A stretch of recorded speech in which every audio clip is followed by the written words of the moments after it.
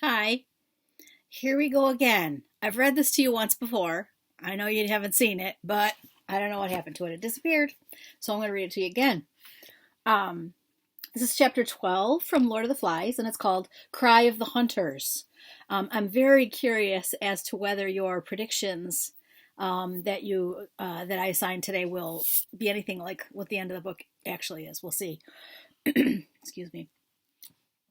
Ralph lay in a covert, wondering about his wounds. The bruised flesh was inches in diameter over his right ribs, with a swollen and bloody scar where the spear had hit him. His hair was full of dirt and tapped like the tendrils of a creeper. All over he was scratched and bruised from his flight through the forest. By the time his breathing was normal again, he had worked out that bathing these injuries would have to wait. How could you listen for naked feet if you were splashing in water? How could you be safe by the little stream or on the open beach? Ralph listened. He was not really far from the castle rock, and during the first panic he had thought he heard sounds of pursuit. But the hunters had only sneaked into the fringes of the greenery, retrieving spears perhaps, and then had rushed back to the sunny rock as if terrified of the darkness under the leaves. He had even glimpsed one of them, striped brown, black, and red, and had judged that it was Bill. But really, thought Ralph, this was not Bill. This was a savage, whose image refused to blend with that ancient picture of a boy in shorts and a shirt. The afternoon died away. The circular spots of sunlight moved steadily over green fronds and brown fiber, but no sound came from behind the rock. At last, Ralph wormed out of the ferns and sneaked forward to the edge of that impenetrable thicket that fronted the neck of land. He peered with elaborate caution between branches at the edge and could see Robert sitting on guard at the top of the cliff. He held a spear in his left hand and was tossing up a pebble and catching it again with the right. Behind him, a column of smoke rose thickly so that Ralph's nostrils flared and his mouth dribbled. He wiped his nose and mouth with the back of his hand, and for the first time since that morning he felt hungry. The tribe must be sitting around the gutted pig, watching the fat ooze and burn among the ashes. They would be intent. Another figure, an unrecognizable one, appeared by Robert and gave him something, and then turned and went back behind the rock. Robert laid a spear on the rock beside him and began to gnaw between his raised hands. So the feast was beginning, and the watchman had been given his portion. Ralph saw that for the time being he was safe. He limped away through the fruit trees, drawn by the thought of the poor food, yet bitter when he remembered the feast. Feast today, and then tomorrow. He argued unconvincingly that they would let him alone, perhaps even make an outlaw of him. But then the fatal unreasoning knowledge came to him again. The breaking of the conch and the deaths of Piggy and Simon lay over the island like a vapor. These painted savages would go further and further. Then there was that indefinable connection between himself and Jack, who therefore would never let him alone. Never. He paused, sun-flecked, holding up a bough, prepared to duck under it. A spasm of terror set him shaking, and he cried aloud, "No, they're not as bad as that. It was an accident." He ducked under the bough, ran clumsily, then stopped and listened. He came to the smashed acres of fruit and ate greedily. He saw two little ones, and not having any idea of his own appearance, wondered why they screamed and ran. When he had eaten, he went toward the beach. The sunlight was slanting now into the palms by the wrecked shelter. There was the platform and the pool. The best thing to do was to ignore this leaden feeling about the heart and rely on their common sense, their daylight sanity. Now that the tribe had eaten, the thing to do was to try again. And anyway, he couldn't stay here all night in an empty shelter by the deserted platform. His flesh crept and he shivered in the evening sun. No fire, no smoke, no rescue. He turned and limped away through the forest toward Jack's end of the island. The slanting sticks of sunlight were lost among the branches. At length he came to a clearing in the forest where rock prevented vegetation from growing. Now it was a pool of shadows, and Ralph nearly flung himself behind a tree when he saw something standing in the center. But then he saw that the white face was bone, and that the pig's skull grinned at him from the top of a stick. He walked slowly into the middle of the clearing and looked steadily at the skull that gleamed as white as ever the conch had done and seemed to jeer at him cynically. An inquisitive ant was busy in one of the eye sockets, but otherwise the thing was lifeless. Or was it? Little prickles of sensation ran up and down his back. He stood, the skull about on a level with his face, and held up his hair with two hands. The teeth grinned. The empty sockets seemed to hold his gaze masterfully and without effort. What was it? The skull regarded Ralph like one who knows all the answers and won't tell. A sick fear and rage swept him. Fiercely he hit out at the filthy thing in front of him that bobbed like a toy and came back, still grinning into his face, so that he lashed and cried out in loathing. Then he was licking his bruised knuckles and looking at the bare stick while the skull lay in two pieces, its grin now 6 feet across. He wrenched the quivering stick from the crack and held it as a spear between him and the white pieces. Then he backed away, keeping his face to the skull that lay grinning at the sky.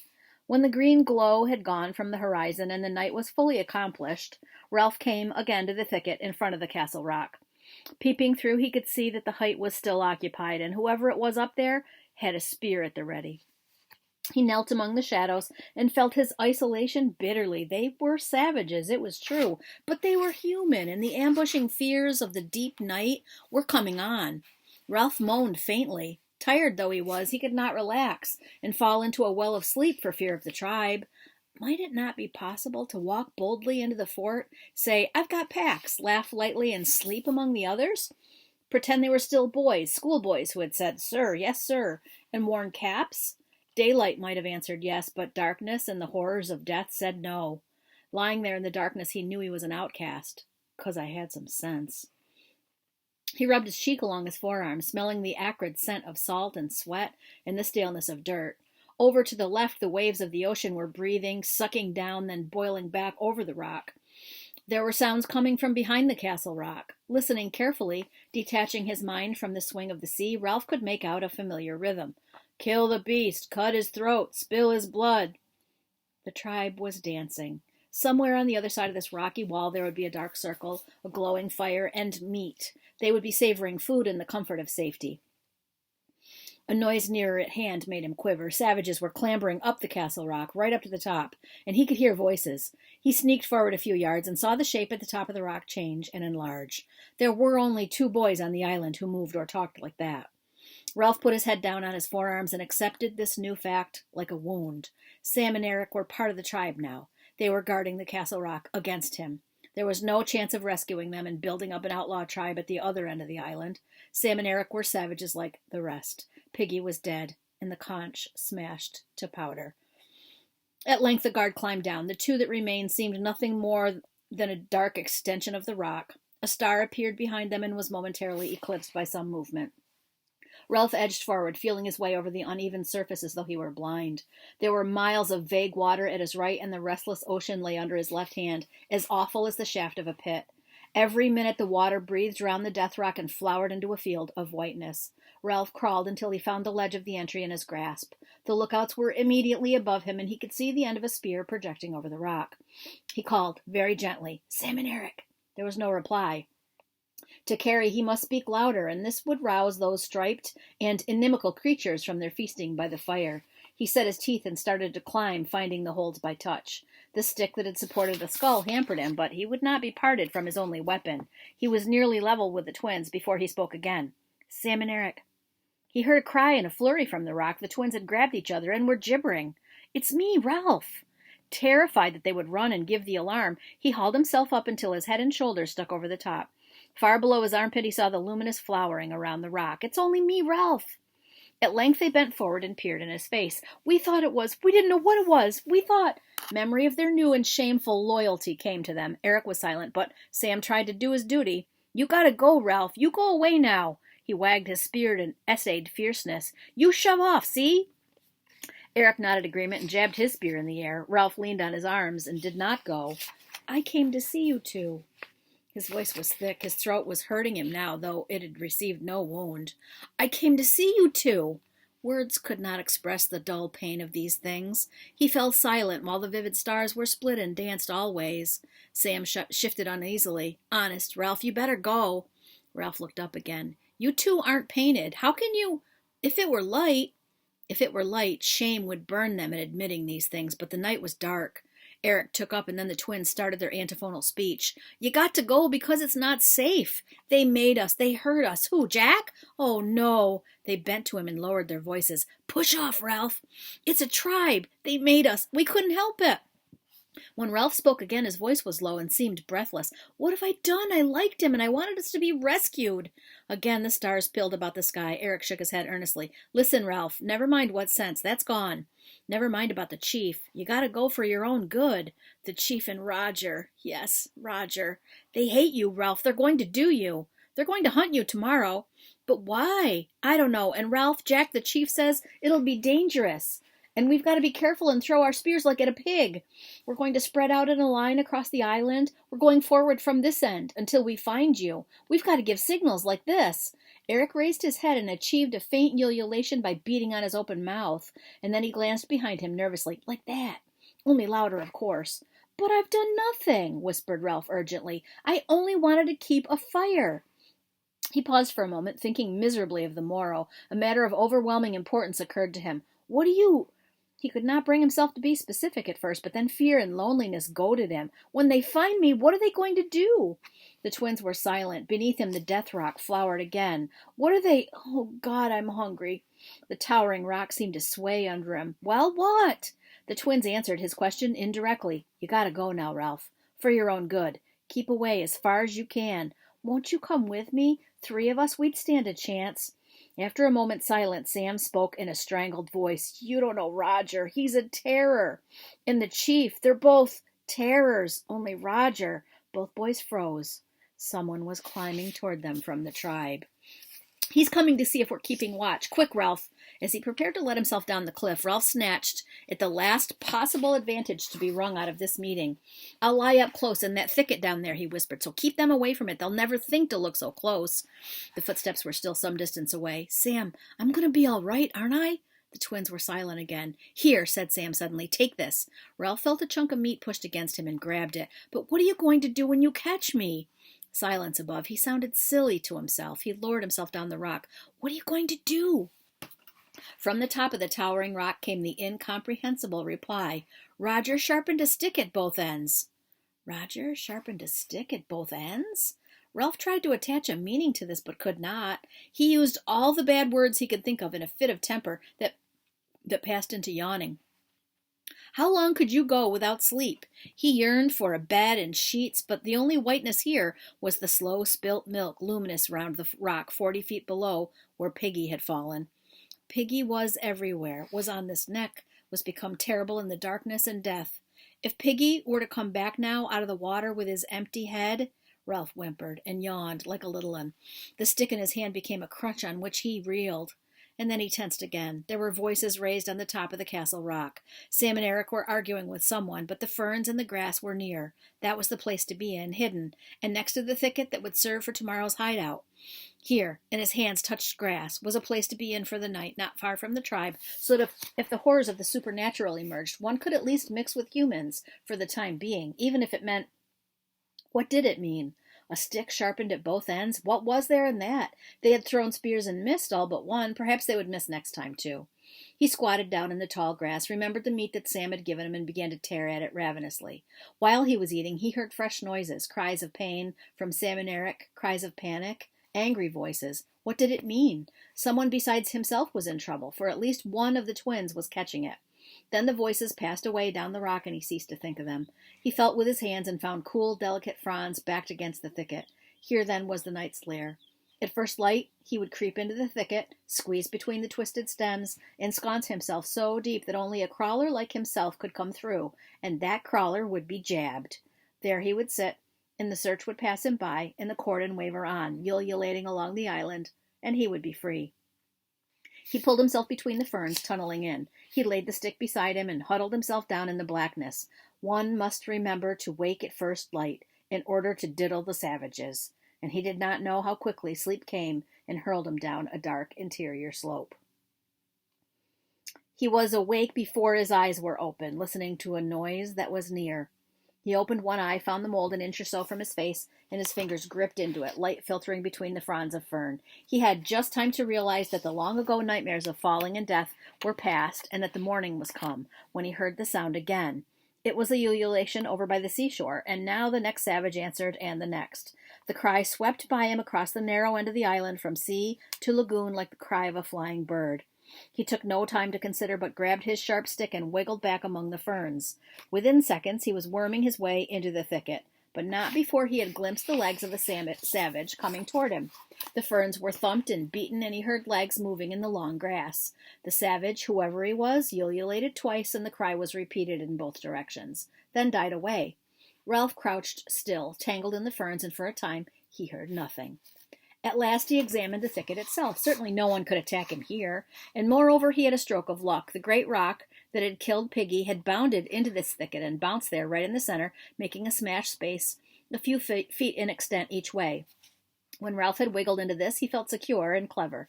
He sat down carefully among the smashed stems and waited for the hunt to pass. Looking up between the leaves, he caught a glimpse of something red. That must be the top of Castle Rock, distant and menacing. He composed himself triumphantly to hear the sounds of the hunt dying away. Yet no one made a sound, and as the minutes passed in the green shade, his feeling of triumph faded. At last he heard a voice, Jack's voice, but hushed. "Are you certain?" The savage addressed said nothing. Perhaps he made a gesture. Roger spoke. "If you're fooling us!" Immediately after this there came a gasp and a squeal of pain. Ralph crouched instinctively. One of the twins was there outside the thicket with Jack and Roger. "You're sure he meant in there?" The twin moaned faintly and then squealed again. "He meant he'd hide in there?" "Yes, yes, oh!" Silver laughter scattered among the trees, so they knew. Ralph picked up his stick and prepared for battle. But what would they do?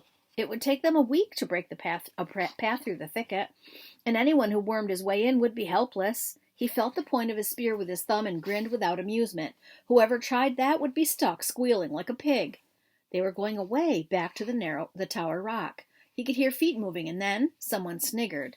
There came again that high bird-like cry that swept along the line. So some were still watching for him, but some?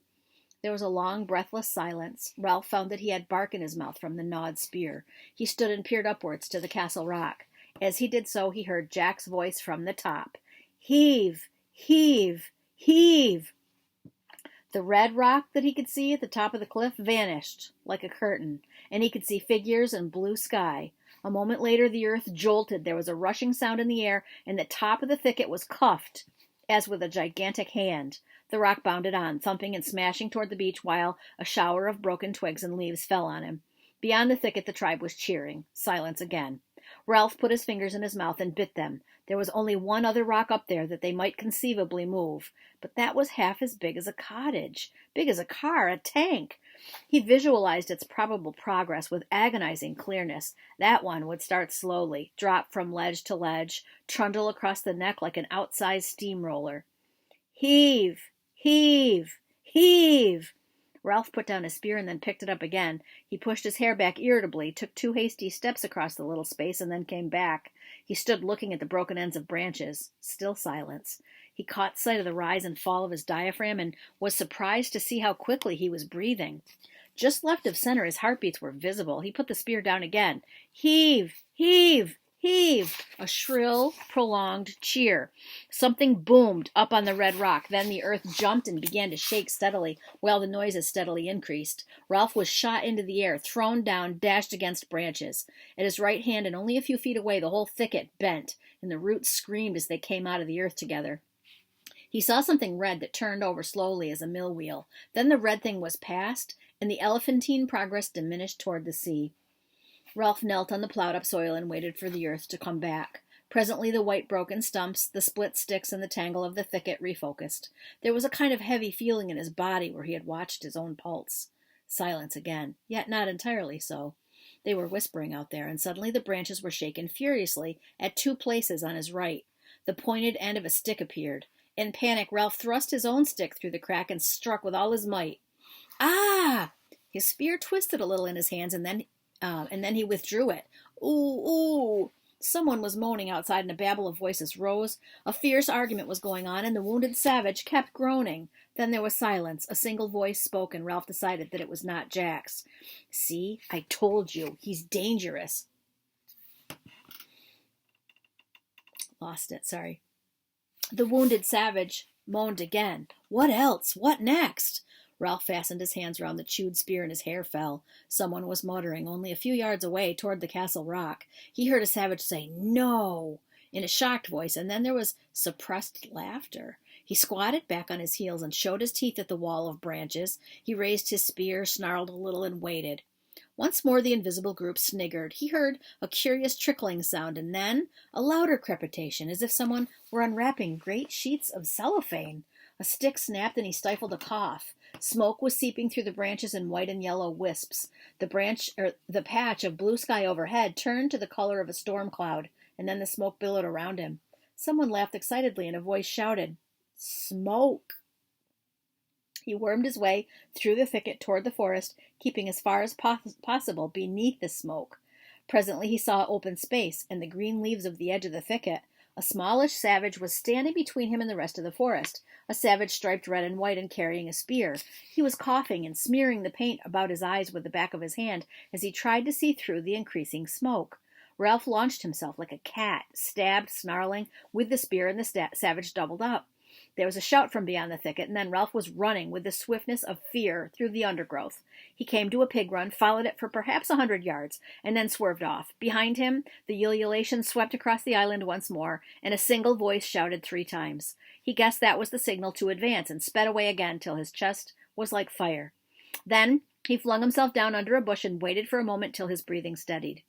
He passed his tongue tentatively over his teeth and lips and heard far off the ululation of the pursuers. There were many things he could do. He could climb a tree, but that was putting all his eggs in one basket. If he were detected, they had nothing more difficult to do than wait. If only one had time to think. Another double cry at the same distance gave him a clue to their plan. Any savage balked in the forest would utter the double shout and hold up the line till he was free again. That way they might hope to keep the cordon unbroken right across the island. Ralph thought of the boar that had broken through them with such ease. If necessary, when the chase came too close, he could charge the cordon, while it was still thin, burst through and run back. But run back where? The cordon would turn and sweep again. Sooner or later he would have to sleep or eat, and then he would awaken with hands clawing at him, and the hunt would become a running down. What was to be done then? The tree? Burst the line like a boar? Either way, the choice was terrible. A single cry quickened his heartbeat, and leaping up, he dashed away toward the ocean side and the thick jungle till he was hung up among creepers. He stayed there for a moment with his calves quivering. If only one could have quiet, a long pause, a time to think. And there again, shrill and inevitable, was the ululation sweeping across the island. At that sound he shied like a horse among the creepers, and ran once more till he was panting. He flung himself down by some ferns. The tree or the charge? He mastered his breathing for a moment, wiped his mouth, and told himself to be calm. Sam and Eric were somewhere in that line, hating it. Or were they?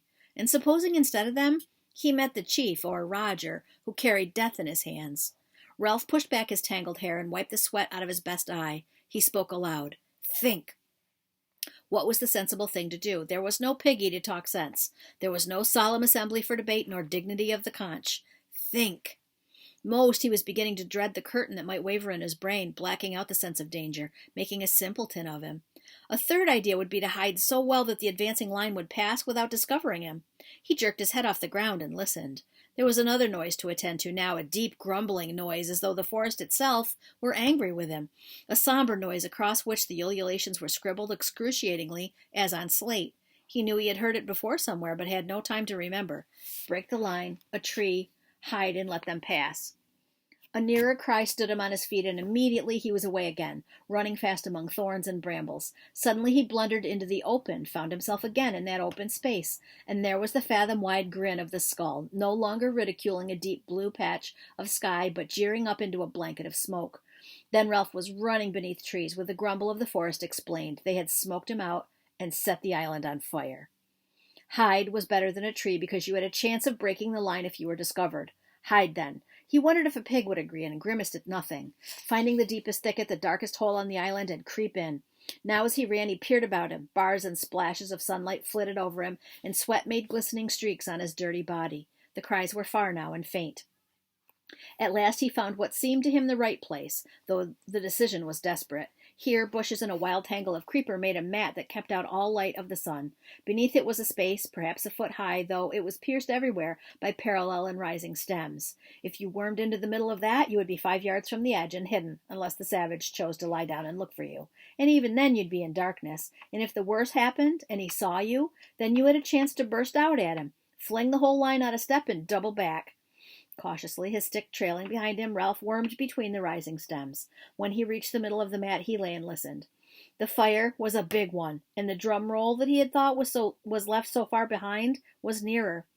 Couldn't a fire outrun a galloping horse? He could see the sun-splashed ground over an area of perhaps 50 yards from where he lay, and as he watched, the sunlight in every patch blinked at him. This was so like the curtain that flapped in his brain that for a moment he thought the blinking was inside him. But then the patches blinked more rapidly, dulled, and went out, so that he saw that a great heaviness of smoke lay between the island and the sun. If anyone peered under the bushes and chanced to glimpse human flesh, it might be Sam and Eric, who would pretend not to see and say nothing. He laid his cheek against the chocolate-colored earth, licked his dry lips, and closed his eyes.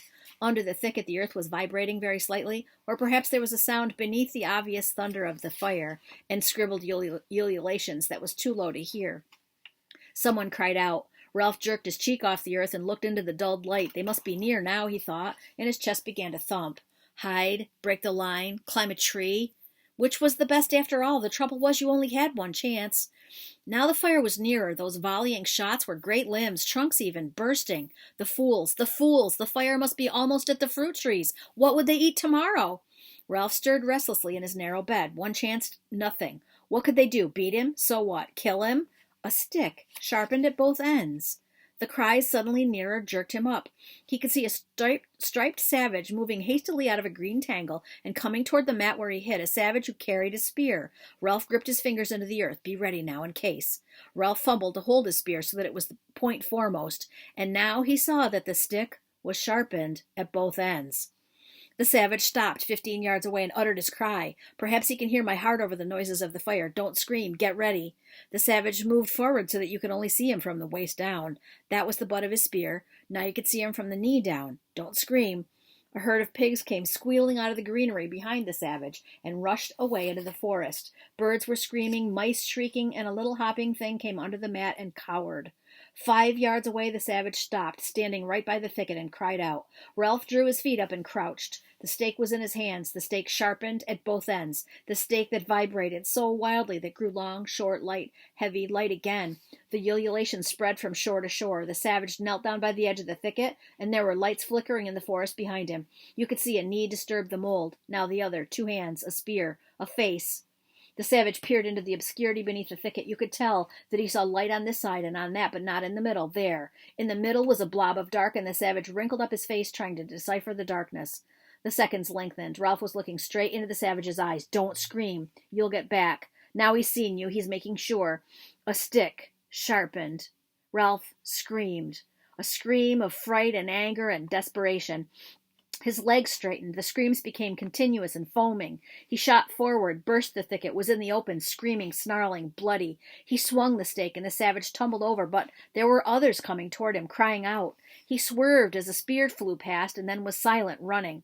All at once the lights flickering ahead of him merged together. The roar of the forest rose to thunder, and a tall bush directly in his path burst into a great fan-shaped flame.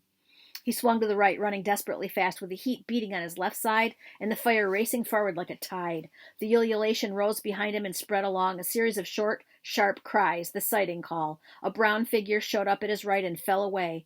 They were all running, all crying out madly. He could hear them crashing in the undergrowth, and on the left was the hot, bright thunder of the fire. He forgot his wounds, his hunger, and his thirst, and became fear, hopeless fear on flying feet. Rushing through the forest toward the open beach, spots jumped before his eyes and turned into red circles that expanded quickly till they passed out of sight. Below him, someone's legs were getting tired, and the desperate ululation advanced like a jagged fringe of menace and was almost overhead. He stumbled over a root, and the cry that pursued him rose even higher. He saw a shelter burst into flames, and the fire flapped at his right shoulder, and there was the glitter of water. Then he was down, rolling over and over in the warm sand, crouching with an arm to ward off, trying to cry for mercy. He staggered to his feet, tensed for more terrors, and looked up at a huge peaked cap. It was a white-topped cap, and above the green shade of the peak was a crown, an anchor, gold foliage. He saw a white drill, epaulets, a revolver, a row of gilt buttons down the front of a uniform. A naval officer stood on the sand, looking down at Ralph in wary astonishment. On the beach behind him was a cutter, her bows hauled up and held by 2 ratings. In the stern sheets, another rating held a submachine gun. The ululation faltered and died away. The officer looked at Ralph doubtfully for a moment and then took his hand away from the butt of his revolver. Hello? Squirming a little, conscious of his filthy appearance, Ralph answered shyly, Hello. The officer nodded, as if a question had been answered. Are there any adults, any grown-ups with you? Dumbly, Ralph shook his head. He turned a half-pace on the sand. A semicircle of little boys, their bodies streaked with colored clay, sharp sticks in their hands, were standing on the beach making no noise at all. Fun and games, said the officer. The fire reached the coconut palms by the beach and swallowed them noisily. A flame, seemingly detached, swung like an acrobat and licked up the palm heads on the platform. The sky was black. The officer grinned cheerfully at Ralph. We saw your smoke. What have you been doing? Having a war or something? Ralph nodded. The officer inspected the little scarecrow in front of him. The kid needed a bath, a haircut, a nose wipe, and a good deal of ointment. Nobody killed, I hope? Any dead bodies? Only 2, and they've gone. The officer leaned down and looked closely at Ralph. 2? Killed? Ralph nodded again. Behind him, the whole island was shuddering with flame. The officer knew as a rule when people were telling the truth. He whistled softly. Other boys were appearing now, tiny tots, some of them brown with the distended bellies of small savages. One of them came close to the officer and looked up. I'm... But there was no more to come. Percival Wemyss Madison saw in his head for an incantation that had faded clean away. The officer turned back to Ralph. We'll take you off. How many of you are there? Ralph shook his head. The officer looked past him to the group of painted boys. Who's boss here? I am, said Ralph proudly. Loudly, not proud, loud.